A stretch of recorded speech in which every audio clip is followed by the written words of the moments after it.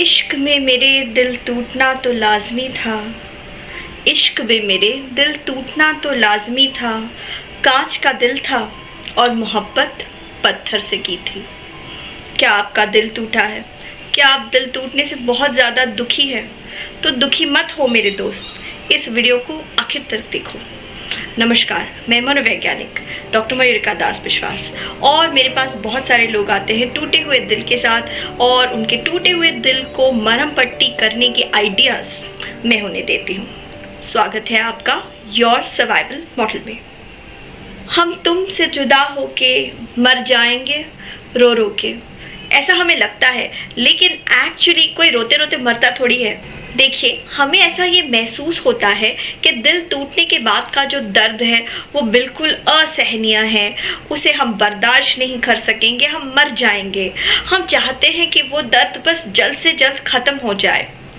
लेकिन सच बात तो ये है, अगर कोई भी चीज़ जो हमारे लिए इम्पॉर्टेंट है, उस चीज़ को हमसे कोई छीन ले तो फिर हमें दुख होता ही है, होगा ही। हमें दुख तब नहीं होगा अगर वो चीज़ हमारे लिए इम्पॉर्टेंट ही नहीं थी। अब ज़रा सिंपल सी बात है, इसे सोचिए। जब आप इंडिया पाकिस्तान का मैच देख रहे हैं, अगर आप इंडियन हैं और इंडिया मैच हार गई तो फिर आपको दुख नहीं होगा? ऑफ कोर्स दुख होगा। और अगर आप पाकिस्तानी हैं और इंडिया मैच जीत गई तो फिर आपको दुख नहीं होगा? ऑफ कोर्स आपको दुख होगा। तो जो भी चीज़ आपके लिए इम्पॉर्टेंट है, जब वो चीज़ नहीं होती तो फिर हमें दुख तो होगा ही, ये तो नॉर्मल है। तो दुख होना नॉर्मल है, लेकिन ये दुख कब तक होगा, ये बड़ा सवाल है। पहली बात यह है कि आपको इस दुख को एक्सेप्ट करना है। किसी ने अगर आपका दिल तोड़ दिया है तो दुख होगा, लेकिन ये दुख ज़्यादा देर तक नहीं रहना चाहिए, ये हमारा लक्ष्य होना चाहिए। जो व्यक्ति आपको पसंद था, अब चाहे वो आपका प्रेमी था या नहीं था, लेकिन अगर उसने आपको ना कह दिया है तो अब उसको भूल जाना आपके लिए ज़रूरी हो जाता है। और अगर आप उसे भुलाना चाहते हैं तो फिर उसके अवगुणों को याद कीजिए कि उसमें कौन सी बुरी आदतें हैं, ऐसी कौन सी ख़राब चीज़ें हैं जिसकी वजह से अगर आप और वो इंसान साथ में हो जाते तो भविष्य में आपको तकलीफ़ ही होने वाली थी। सो याद कीजिए, शायद उसे खर्राटे लेने की आदत थी, शायद उसके मुंह से सड़न की बदबू आती थी, शायद उसे कपड़े पहनने का ढंग पता नहीं था, शायद उसके बहुत ज़्यादा दोस्त थे और आपको ज़्यादा लोगों के बीच में रहना अच्छा नहीं लगता। कुछ ना कुछ ऐसी बात तो होगी जो उसके और आपके बीच में तालमेल नहीं खाती। उन सारी बातों को याद कीजिए और अपने दिमाग में दोहराते उन चीज़ों को बड़ा बना लीजिए। जितना ज़्यादा आपको लगने लगेगा कि इस इंसान के साथ मेरी तो कभी बनने वाली थी ही नहीं, उतना ज़्यादा आपके लिए आसान हो जाएगा कि आप उसको भुला दें। एक वाक्य जो बहुत सारे लोगों को ऐसे सिचुएशन में काम आती है वो है बच गए। अपने आप को बार बार कहिए कि आपका भविष्य खराब होने से बच गया। उसके साथ रहते तो तकलीफ होती, लेकिन अब क्योंकि आप बच गए इसलिए आपका भविष्य कितना ज़्यादा ब्राइट और अच्छा होने वाला है। इमेजिन कीजिए कि अब क्योंकि ये व्यक्ति नहीं है तो आपकी ज़िंदगी में क्या क्या फ़ायदे होने वाले हैं। शायद क्योंकि ये व्यक्ति नहीं है इसके वजह से अब आप अपने करियर में फोकस कर सकते हैं। अब क्योंकि ये व्यक्ति ने आपको रिजेक्ट कर दिया है तो आपको इससे ज़्यादा अच्छे लोग मिल सकते हैं रिलेशनशिप के लिए। अब क्योंकि इस व्यक्ति ने आपको रिजेक्ट कर दिया है तो शायद हमारे देश में जैसे होता है, मम्मी पापा आपको बहुत अच्छा कोई ढूंढ के देंगे। सो इस व्यक्ति से आप किस तरीके से बच गए, इस चीज़ को भी इमेजिन कीजिए। आपको एक बहुत ही इंटरेस्टिंग शोध बताती हूँ। मनोवैज्ञानिक डैनियल गिलबर्ट ने शोध किया है कि इंसान भविष्य के बारे में बहुत अच्छा प्रेडिक्ट नहीं कर सकते। यानी कि अगर हमें लगता है कि किसी के हमसे दूर हो जाने पे हमें जो दुख होगा भविष्य में, अगर वो सच में हो गया तो असल में हमें उतना दुख नहीं होता। और उसी तरीके से जैसा हमें लगता है मन ही मन कि किसी के मिल जाने पे हमें जितनी ज़्यादा खुशी मिलेगी, अगर वो इंसान सच में हमें मिल गया तो हमें उतनी ज़्यादा खुशी नहीं मिलती। उन्होंने एक शोध किया और कुछ टेम्परेरी टीचर्स को ये पूछा गया कि अगर आप परमानेंट बना दिए गए तो आपको 10 में से कितनी ज़्यादा खुशी होगी, और अगर आप परमानेंट नहीं बनाए गए तो आपको 10 में से कितना ज़्यादा दुख होगा। सभी लोगों ने एक एक अंक दिया कि 10 में से खुशी कितनी होगी, 10 में से दुख कितना होगा। फिर कुछ समय बाद, जैसा कि नॉर्मली होना था, कुछ लोगों को नौकरी मिल गई और कुछ लोगों को नौकरी नहीं मिली। अब उन लोगों को जिनको नौकरी मिल गई उन्हें पूछा गया कि अब आपको 10 में से कितनी खुशी हो रही है, और उन्होंने एक अंक दिया। देखा गया कि पहले उन्हें जितना लग रहा था उनको जितनी खुशी होगी उतनी खुशी नहीं हुई। जिनको नौकरी नहीं मिली उन्हें भी पूछा गया कि अब आपको कितना दुख हो रहा है, तो ये भी पाया गया कि पहले उन्हें जो लग रहा था उनको जितना दुख होगा उतना दुख नहीं हुआ उन्हें। ठीक उसी तरीके से हम जो सोचते हैं कि इस व्यक्ति के बिना तो मेरी ज़िंदगी बर्बाद, मैं तो कभी खुश ही नहीं हो पाऊंगी, मेरा तो अब कुछ होगा ही नहीं, मुझे प्यार करने वाला मुझे कोई मिलेगा ही नहीं, ये सब बकवास है। ऐसा कुछ नहीं होगा। ज़िंदगी में उतार चढ़ाव आते रहते हैं, एक चैलेंज के बाद नया चैलेंज आता है, एक खुशी के बाद नई खुशी आती है। खुशियाँ, चैलेंजेस साइक्लिकल तरीके में चलते रहते हैं। इसीलिए जो आज का दुख है वो कल खत्म होगा ही होगा। अगर वो व्यक्ति आपको मिल भी जाता तो भी आप उतने नहीं खुश होने वाले थे। हर इंसान अपनी खुशी के लिए खुद ही रिस्पॉन्सिबल है। अच्छा, दिल टूटने के बाद एक चीज़ बहुत ज़्यादा ज़रूरी है, वो है एनवायरनमेंट चेंज कर लेना कुछ समय के लिए।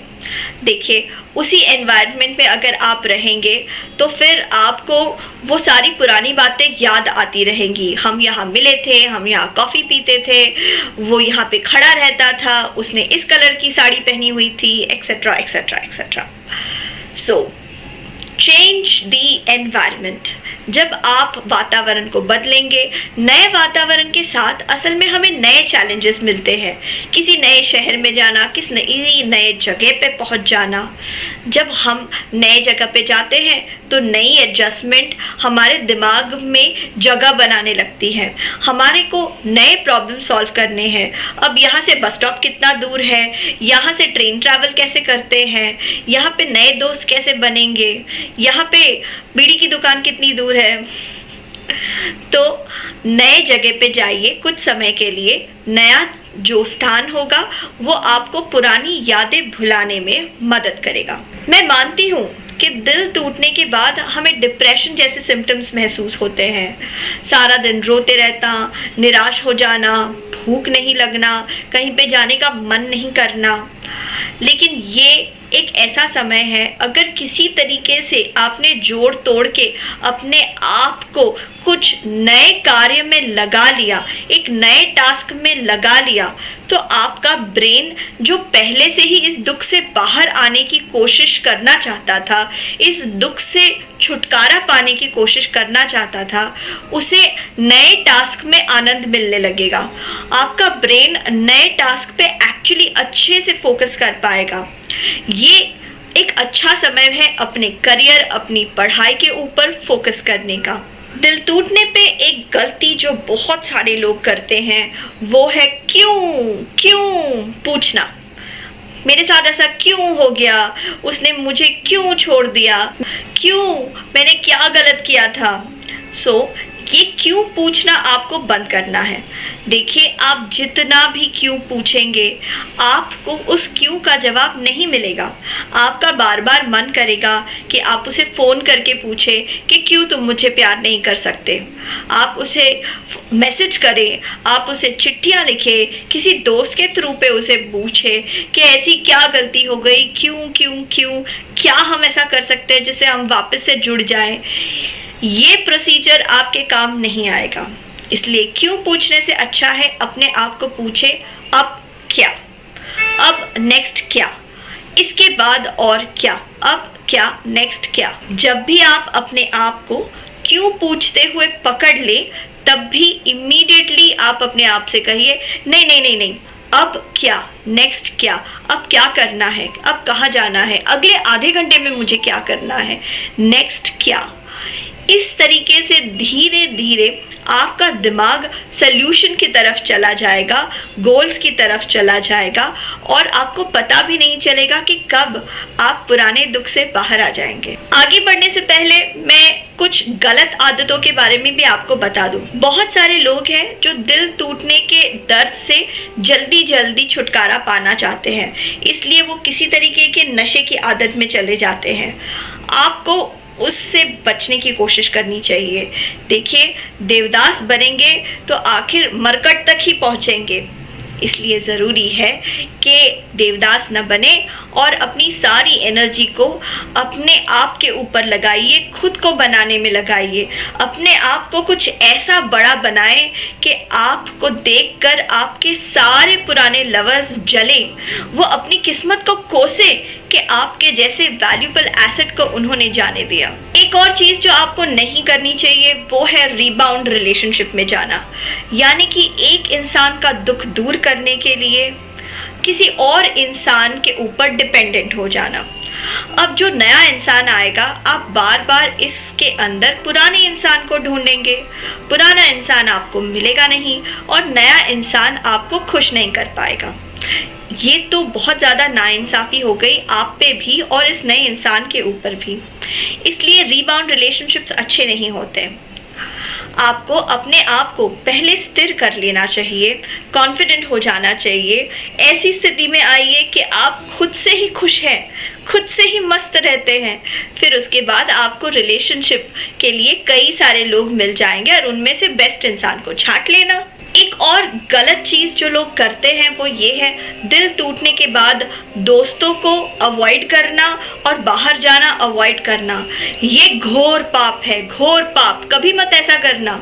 अगर दिल टूट जाए तो दोस्तों के साथ समय गुजारिए, दोस्तों को अपने दिल का हाल बताइए, वो आपको बाहर निकलने में मदद करेंगे। जब बाहर निकलेंगे, धूप में चलेंगे, बारिश में खेलेंगे, तब ऑटोमेटिकली आपके जीवन को नई दिशा मिलने लगेगी। दोस्त हमें हमारी समस्या को एक नए दृष्टिकोण यानी कि न्यू पर्सपेक्टिव से देखने में मदद करते हैं।